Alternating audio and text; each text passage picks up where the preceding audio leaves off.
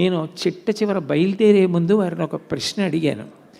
మీకు ఇంత అనుభవం ఉంది కదా, మీరు మీ జీవిత చరిత్ర వ్రాస్తే స్వాతంత్రోద్యమానికి ముందు నుంచి మీరు ఉన్నవారు కాబట్టి, ఎందరో ప్రధానమంత్రులు, ముఖ్యమంత్రులు, గవర్నర్లు, రాజకీయ దురంధరులతో సమన్వయమైన వారు కాబట్టి, తర్వాత వచ్చే తరాలకి వ్యక్తుల యొక్క జీవితంలో ఉన్న విలువల గురించి తెలుస్తుంది. మీరు ఎందుకు మీ జీవిత చరిత్ర వ్రాయకూడదు అని అడిగాను. ఆయన అన్న మాట నాకు ఇప్పటికీ జ్ఞాపకం. ఆయన అన్నారు, కోటేశ్వరరావు గారు, మీరు చెప్పింది నిజమే.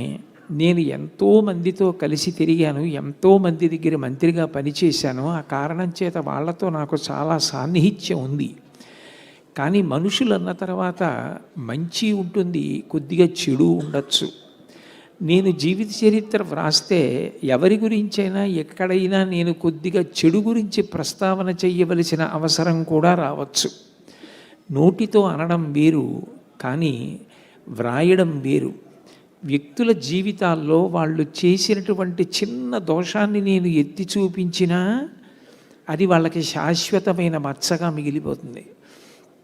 నేను ఒక్క దోషం కూడా ఎత్తి చూపించకుండా, ఎవ్వరి ఎందు ఉన్న ఏ దోషం గురించి వ్రాయకుండా జీవిత చరిత్ర వ్రాస్తే అది అసమగ్రం అవుతుంది. అందుకే నేను నా జీవిత చరిత్ర వ్రాయడానికి ఇష్టపడలేదండి అన్నారు.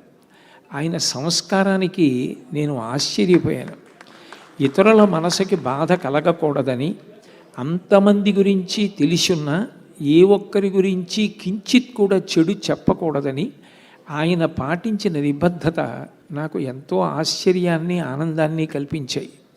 అంత మంచి వ్యక్తిత్వం ఉన్నటువంటి వ్యక్తి రోశయ్య గారు.